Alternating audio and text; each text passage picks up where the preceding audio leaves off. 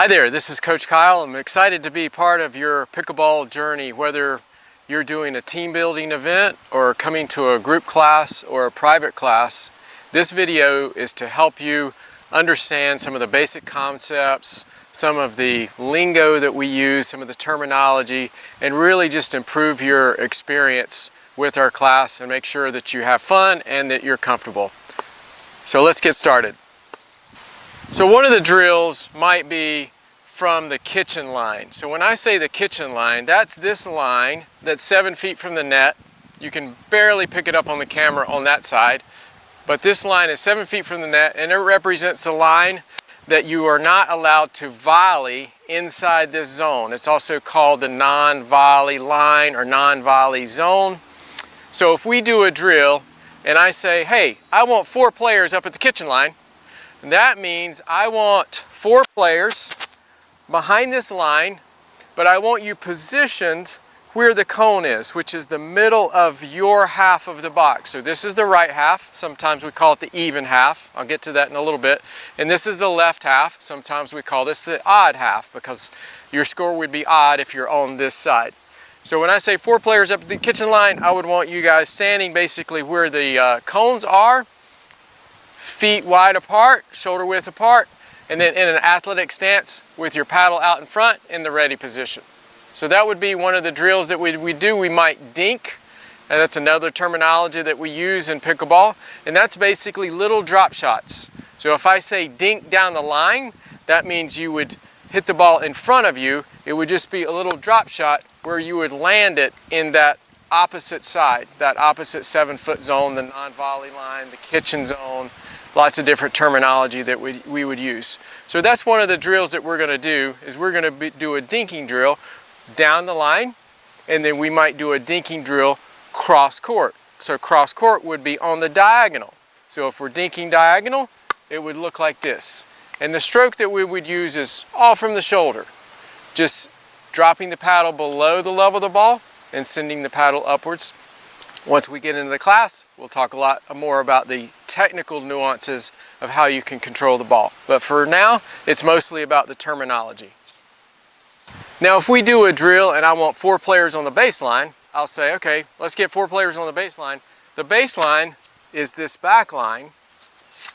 And again, I would want you positioned at the middle of your half. So the player on the right would stand essentially where this cone is, start in the ready position with the paddle in front, slightly below the level of the eyes, and then you would have a player on the left, and then you would have 2 players on the other side in these same positions. So this is the baseline, this is the center line, and this is the kitchen line up here. Now when we play a game of doubles, we're going to have 1 player positioned where the camera is. That's going to be the returning player. This player is going to be the returner's partner. And then we'll have 2 players at the baseline on the other side that will be serving. The serving team always starts 2 back because there's a 2 bounce rule in pickleball. So we always start from the right, and we serve from the right box into the right side over here, diagonally, cross court. Once the ball bounces on the returning side, the returner should move up and join the returner's partner at the net, at this non-volley line. Then the serving team will have to figure out how they can win against 2 players at the kitchen line versus 2 players back. There's a few things that you can do. You can lob, you can hit drop shots into the kitchen to kind of neutralize them, give yourself time to move forward, or you can hit drives and hope that they don't give you a good volley back, and you can potentially win the point on an error or get a short ball. So I'm going to go on the other side and I'm going to serve diagonal and show you what that looks like. So because there's a 2 bounce rule, meaning that the ball has to bounce on the returner side and our side, we have to wait on the return to bounce before we can move to the net. So the 2 bounce rule is that we cannot hit the ball out of the air unless it's bounced in each court. So the serve return will bounce, then the returner will come to the non-volley line. Then their shot, which is the second shot, once it bounces in our court, we're allowed to move forward, but we have to move forward cautiously because we'll have two players at the net. If we move forward and the ball is up high, they're probably going to hit either down at our feet or into our body, and we're not going to be able to receive that ball very well. So we need to stay back on the third shot and play it out until we get an opportunity to move forward. So the serve has to go cross court, and it has to land past the kitchen line in front of the baseline, just like that. I always hit the tripod for some reason, every single time. All right, just a couple basics of tactical play from the third shot forward. So when we're receiving the second shot, we're preparing for the third shot. There's really a few options. The first option is you can just drive the ball down the middle and hope for a weak volley or an error.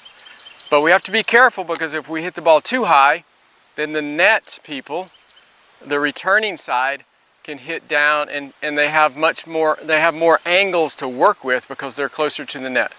The other thing that we could do is we could try to hit drop shots into the kitchen area, and then that allows us to move forward because the returning team is going to be hitting upwards and they won't be able to put a lot of power behind the ball.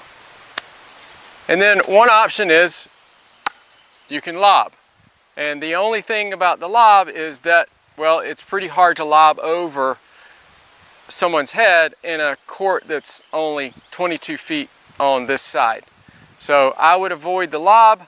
So you can try a lob and see how it works out, but generally speaking, the lobs don't work out very well, and it's also a little bit dangerous for new players because they could fall backwards. So I would avoid using the lobs.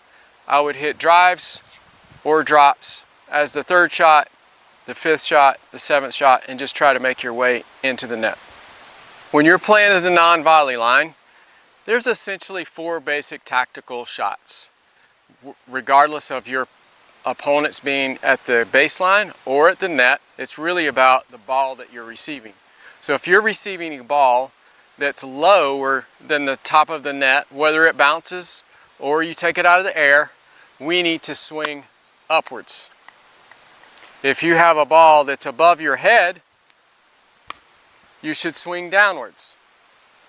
If you have a ball that's between the net and your eyes, we swing forward. And if you have a ball that bounces up around net height, you have an option to speed up, but at the risk of making an error, just like I did. So we want to speed up cautiously. It's better to speed up if the ball actually bounces above the net, and then you're hoping for an error, but you have to be careful that your opponents are going to send the ball back faster than you send it to them, and you might get caught off guard. So we're sending upwards on low balls, we're sending forwards on balls that are kind of in our strike zone between the net and our eyes, and then above our eyes we're hitting downwards. Those are the four basic tactical shots when you're at the net or the non-volley zone. So these are just some of the basics that are going to help you get through the first day and make it an enjoyable experience.